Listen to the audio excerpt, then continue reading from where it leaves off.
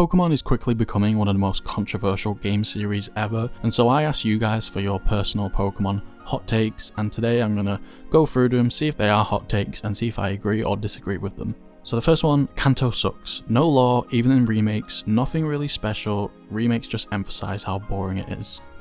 Kanto does suck, I think. I mean, it depends what you count as Kanto. Are you talking about the games themselves or the region? In terms of the region, it does have lore. I think to say it doesn't have lore is just wrong. But does it suck, especially when compared to other regions that clearly have had more thought and lore built into them, because obviously Kanto was the first region? Yes, Kanto in that sense does definitely suck. Greninja is overrated, Chestnut is underrated, also the bug type is the best Pokemon type. Greninja is overrated, I completely agree. I think it's just this really weird phenomenon where Japanese for some reason really love Greninja. I'm sure a lot of people in the States and Europe do too, but Greninja, I don't know why it's so popular. Maybe it's just because the anime pushed it so much, but I agree, Greninja is really overrated. Chestnut being underrated, I don't think so. I think he's rated perfectly fine how he is. He's not especially special, especially not, you know, more than Greninja. He definitely doesn't stand out to me more than Greninja. Bug type is the best Pokemon type. Absolutely not. Objectively and subjectively, there aren't even a lot of good bug types. The further we get in the mainline series, the more creative bug types we are getting. Although, to say it's the best type, I think is just wrong. I mean, you have to force yourself to use some of these bug type Pokemon. You really do. Zygarde 100% is best form? Absolutely not. It's 50%. No, it's not. Is the dog 25%? Whatever the dog is, that's the best form. Easily. This guy gave a lot, so HM should return. I don't understand why, unless you're talking about HMs that don't take up a move slot in your Pokemon. I think one thing that Sun and Moon did really well is that there were HMs, but not in a traditional sense, so your Pokemon could learn different skills, and you would, well, not your Pokemon, you could sort of rent out rideable Pokemon that could effectively use HMs. They were permanent Pokemon, and not only did they not need to know special moves, they weren't even on your party, you just clicked a button and summoned them. And I think that's really cool because it meant you could go back to previous places in the game and you actually had a reason to explore previous locations that you otherwise would have never gone back to because you had no reason to, and now you did, which was really cool. It wasn't annoying in Sun and Moon, it just meant you could go back to your favourite places and there would be a reason to. You could find some HMs and really cool items, and of course flying is really cool, and it's a really good way of introducing flying into the game instead of just a random taxi service. Legends Arceus and Scarlet Violet have the best graphics in the series. This is just completely wrong. Let's Go Pikachu and Eevee is right there. In terms of a game and gameplay, you can think whatever you want about Let's Go, but in terms of graphics and, you know, the best looking in the series, it's undeniable that Let's Go is the best looking Pokemon games. Apart from maybe Pokemon New Snap and spin-off games. A lot of spin-off games in Pokemon look really nice, but Legends Arceus and Scarlet and Violet are some of the worst. This is a really strange and definite hot take. Shiny locking should not apply to legendaries, but should apply to starters and mythicals. I think all or none. I don't understand why you would not want it on legendaries, but you want shiny locking on mythicals and starters. I say take them all off. It's so much more fun when any Pokemon can be shiny, especially your starter. Grass is the best starter type. I feel like that is a hot take, but I do agree with it. I think overall, no bias, and considering every single starter and their evolution in mind, I think Grass does a brilliant job at being a great choice every single time. Water would probably be second, and Fire being last. I think Fire has a lot of letdowns, including like Tepig and Scorbunny. Scorbunny I do really like, but the evolution is so way too humanoid. Same with Delphox. All of these fire type starters are becoming way too humanoid, I think. And then of course Rowlet just gives the grass type starters a huge boost overall. Rowlet's worth 10 points just on its own. Enamaris, or however you say that Pokemon, we'll get to it, is the best force of nature. Absolutely not. Not only is it not good, it just ruins the trio, or now quad, whatever. It ruins it. There didn't need to be a fourth one, and you still messed it up. It looks ugly, it's horrible, it's so forgettable. I don't think you can get it in Scarlet and Violet without transferring it, and so it's just, it looks so bad.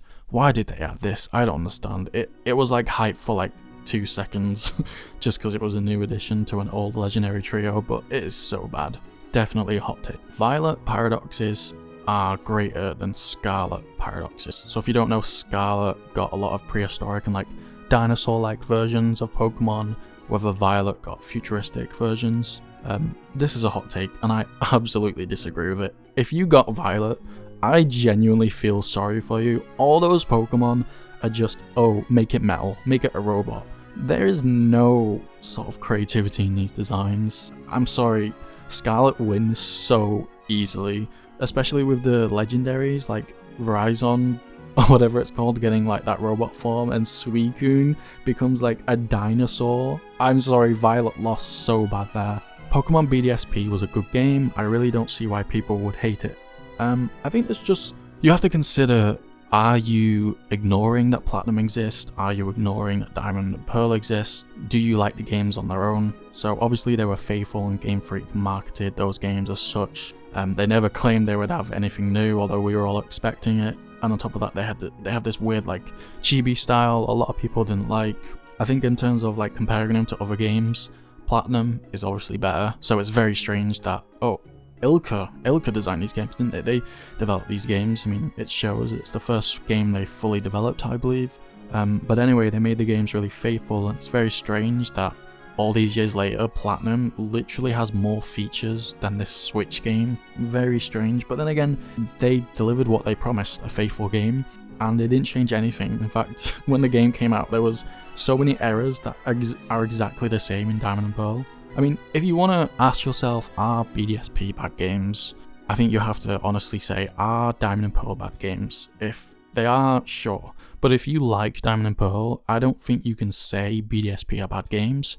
You can say they are ambitiously and creatively horrible and the laziest games ever, but are they bad games? Would you not play them if any other Pokemon game exists? You would probably still play them.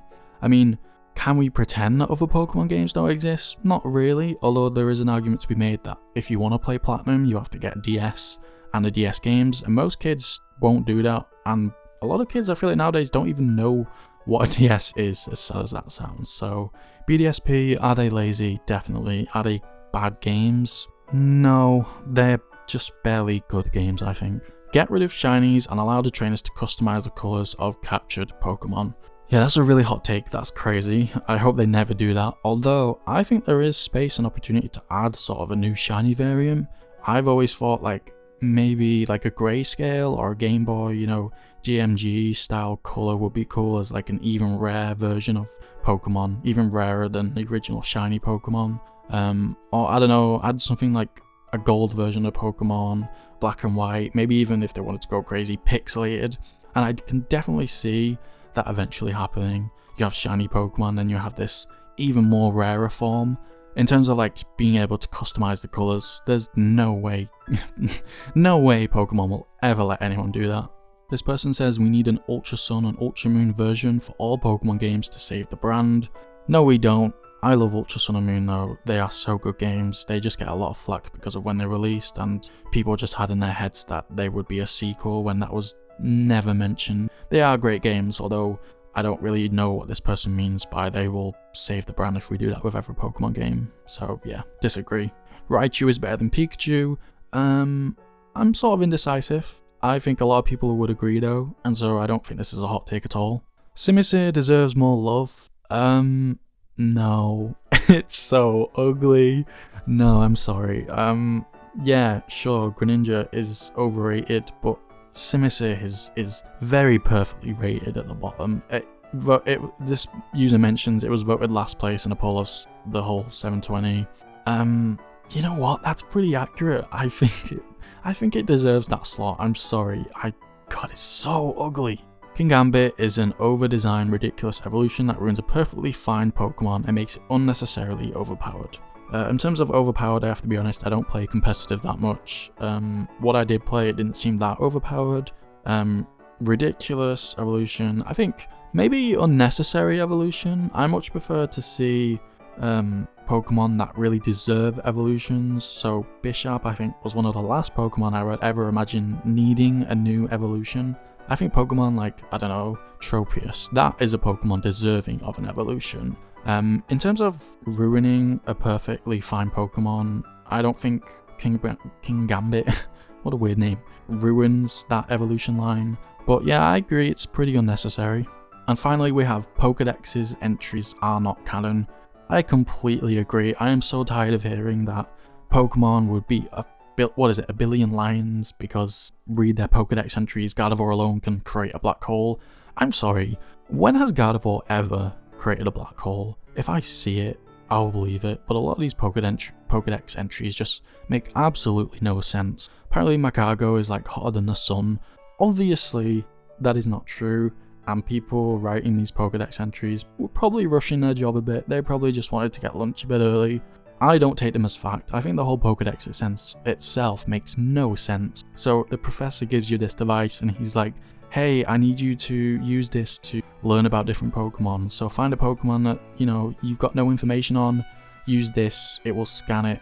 But it makes no sense. Where does the Pokedex get this information from? It's like it already knows the Pokemon exists. It's not even scanning it, it's just assuming like things it would never know because those took place like billions of years ago. It doesn't make sense. How does it have this information? And yeah, a lot of the extreme information it gives we've never seen and it's never proven in canon, anime or games. I completely agree with this hot take. I think the Pokedex makes no sense and its entries are not canon most of the time. So there are the hot takes of Pokemon, your hot takes of Pokemon. Let me know if you agree or disagree with these hot takes, if you have any more, and subscribe.